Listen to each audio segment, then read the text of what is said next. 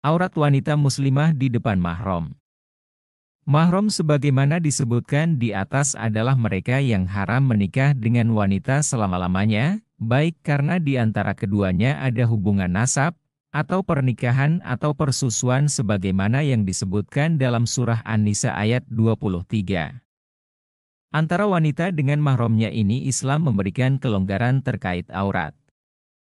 Keempat mazhab fikih sepakat boleh terlihat rambut, boleh terlihat kaki, tidak sebatas wajah dan tangannya saja yang boleh terlihat. Dan masing-masing mereka punya batasan tersendiri terkait aurat wanita muslimah di depan mahramnya. 1. Mazhab Hanafi. Terkait aurat wanita di depan mahramnya, dalam mazhab Hanafi ini ada terjadi perbedaan pendapat, di mana sebagiannya menyamakan aurat wanita muslimah di depan mahramnya seperti auratnya seorang laki-laki dengan laki-laki lainnya, yaitu hanya antara pusar dan lutut, selain antara keduanya itu semuanya boleh terlihat. Sementara sebagian lainnya menyatakan bahwa yang boleh terlihat dari wanita di depan mahramnya hanya bagian-bagian yang biasa nampak dan dipakaikan perhiasan, yaitu seperti kepala, leher, dada, lengan, betis dan kaki. Selainnya seperti perut, paha, punggung itu bukan bagian yang biasa nampak dan dipakaikan perhiasan, sehingga tidak boleh terlihat.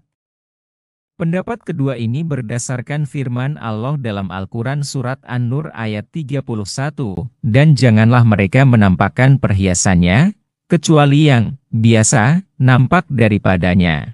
Dan hendaklah mereka menutupkan kain kudung ke dadanya, dan janganlah menampakkan perhiasannya, kecuali kepada suami mereka, atau ayah mereka, atau ayah suami mereka, atau putra-putra mereka, atau putra-putra suami mereka, atau saudara-saudara laki-laki mereka, atau putra-putra saudara laki-laki mereka, atau putra-putra saudara perempuan mereka.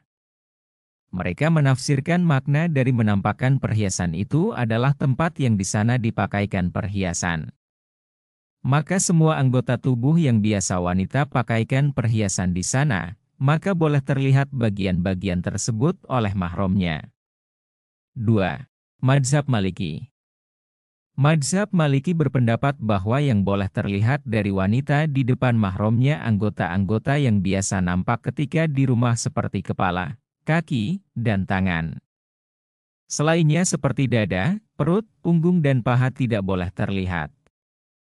Ed-Dardir salah seorang ulama Malikiyah menyatakan, aurat wanita di depan mahramnya selain wajah dan atrof, yaitu seperti kepala, kedua tangan dan kaki. Diharamkan baginya memperlihatkan dada, payudara, dan lainnya di depan mahramnya seperti ayahnya, meskipun melihatnya tanpa syahwat.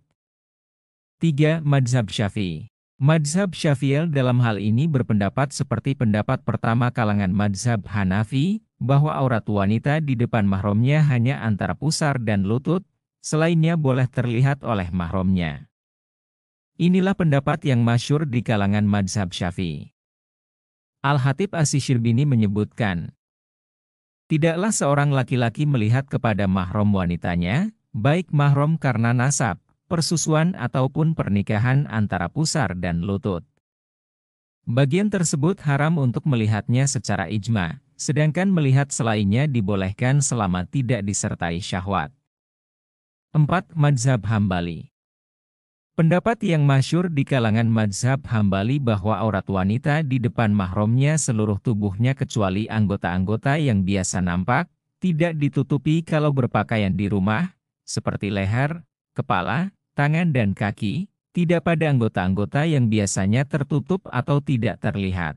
Ibnu Qudamah menyebutkan dalam kitabnya Al-Mughni, boleh bagi laki-laki melihat kepada mahramnya kepada anggota-anggota badan yang biasa nampak pada umumnya seperti leher, kedua telapak tangan dan kedua tapak kaki, atau selainnya, dan tidak boleh kepada anggota-anggota yang ditutupi pada umumnya, seperti dada, punggung dan lainnya. Namun ada juga pendapat yang lain di dalam mazhab Hambali bahwa aurat wanita di depan mahramnya hanya antara pusar dan lutut. Ini merupakan pendapat dari Al-Qadi Abu Ya'la. Ibnu Qudamah menjelaskan bahwa batasan bolehnya melihat bagian-bagian yang biasa nampak seperti kepala dan lainnya di atas berlaku bagi wanita di depan mahramnya yang muslim ataupun kerabatnya yang masih kafir.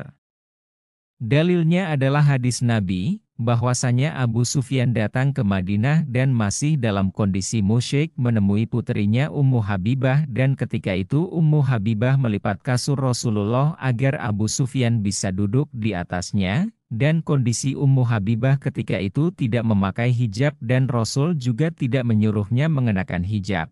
Perlu diketahui, Ummu Habibah adalah salah seorang istri dari Rasulullah, putri dari Abu Sufyan. Nama asli beliau adalah Ramlah binti Abu Sufyan.